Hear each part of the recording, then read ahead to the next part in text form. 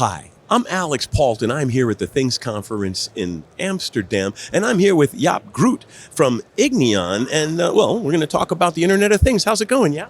Thank you, Alex, and welcome to Amsterdam. It's not my hometown, but my home country. I love Amsterdam. I love the Netherlands. It's a beautiful place, and frankly, not to put too fine a point on it, given the lacks of laws in other countries, there's less of a stigma coming to Amsterdam. We can come here on business without people thinking that we're doing nefarious things. And we keep that here, right? There you go. Yeah. But the bottom line is that there is a lot of technology development going on here in the Netherlands and Amsterdam. And just looking here at the Things Network gives you a complete idea of what's really dynamic growing in Europe. Yeah, I think it's a vibrant, and we've seen this for a couple of other events already, but I think this is an excellent opportunity for the Netherlands and then for the Things Network to prove that things are happening. And they are. Now, what I love to talk about is how to make things work together. Because it's easy to say, well, we got a gateway, or we've got a sensor, or we've got a... And it all has to work together. It has to work in an infrastructure. It has to work reliably. It has to work safely. It has to work consistently. And it's sometimes hard to make all those moving parts come together, right? I think we've messed up. So honestly, we've been doing this for a couple of years now, and the market was supposed to be like 15 billion devices this year or last year, whatever they said. It's 12.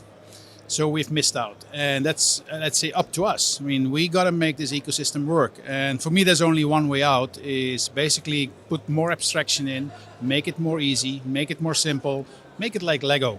My kids can build houses or cars or boats if they follow the Lego manual, and today even spacecraft, right?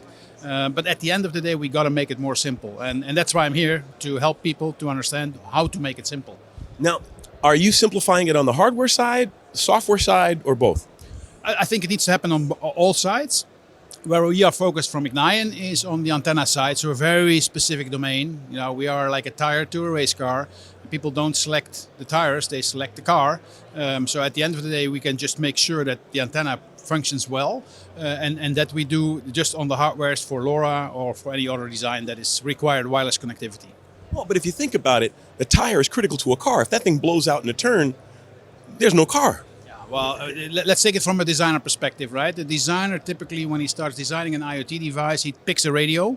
In this case, because we're here, it's most likely a LoRa radio, sometimes also cellular. We see a lot of cellular traction. And he starts picking the module, picking the processor, and at the end, oh, there is an antenna. Yes, but this was a wireless device. So maybe you should think about that antenna a little bit earlier. And then if you do that, how can you make sure that you pick the right one? Well, because you have two issues with an antenna. One is, of course, performance for the spectrum that it's designed for. But the other is, if it's not matched to the board, if it's not matched to the circuit, you're wasting a ton of money and energy. I don't know where you went to school, Alex, but you understand this. So it's very good. So yes, today antennas are resonant, meaning they are designed for a certain frequency.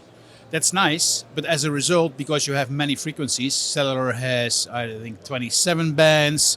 So the simplest stuff is like LoRa 868, for example. That's relatively straightforward to do. But then when you put that antenna in a device, it detunes. Just because of the device, the casing, the batteries, the displays, whatever is in there. And board parasitics? Yeah, exactly, or coupling, and let's not get too technical, but at the end it detunes, and then you put it into the real world, and you put it on a container, and it detunes again. So this is complex stuff. RF is not easy to comprehend, and I think we need to, at least that's my mission for where I'm now at Ignion, to make at least that part like a Lego block so people can use it. It's reliable, whether you put it on a container, whether you put it in a wearable. If it detunes, let's fix it so that it's tuned again and it performs. Because tuning, as you let it, right? So tuning means range, tuning means better battery life, point. Well, full disclosure, I'm an ex-electronic warfare cold warrior from the old American Army Security Agency. So wireless is critical. I mean, it was critical then, it's critical now, and it's going to be critical in the future. So the bottom line is, your antenna has to be optimum, because it's literally money falling out of the sky. Exactly. And then think about the ecosystem. So the ecosystem is very fragmented, meaning there's a lot of brilliant ideas, but there is 50 devices here, 500 devices there. Wow, 50,000 devices there. those are not the numbers that basically justify a deep investment in all the components that you need to select and in all your design. Right? So it makes it tough for the makers to make the right choice. And the only thing we can do is give them a tool so that they can make that right choice and understand, okay, my PCB needs to be a little bit larger, a little bit smaller. My batteries don't need to be above the antenna, but a little bit on the other side, or smaller or a different antenna. Those kind of simple things. And if you say that up front, designers can make those choices and can adapt. If you do it at the end, you're going to lose the race like Ferrari does every week because they make the wrong choice. Very cool. Well, when you think about all of that, Jaap, how much assistance do you give your customers in optimizing your solution with theirs? Right. So I say max because you need to squeeze the max out of the antenna, the efficiency as they call it, and we give them maximum support.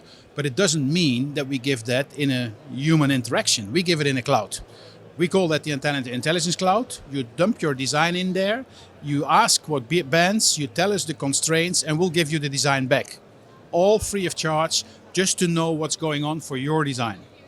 Very nice. So, can you give me an example of someone who walked in the door and you were able to help? Like, I come in, I have an idea, and you can walk me through how you make sure that my solution works properly. Yeah, I'll talk about it in my keynote also, and they're on the wall of fame here. So let's say Blues Wireless, and the same applies to the generic node of the Things Network. They came in, had no clue about RF, asked us, what should we do? We told them, okay, what do you want to support in the first place? So in this case, let's assume it's LoRa.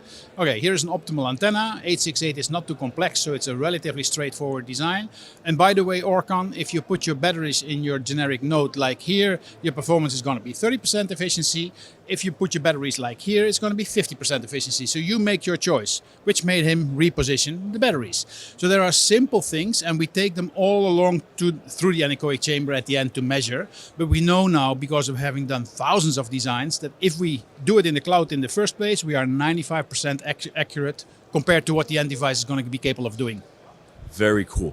So, thank you so much. I really appreciate you taking the time at this busy show to chat with us about all of this. Yeah, and I'm going to run off because indeed it is a busy show and there's a lot of people I need to talk to. But thank you very much for your time. Oh, the pleasure's mine. And don't forget, we're going to have Roman Nemish from TechTelic, and we're going to be talking about IoT deployments. So check back.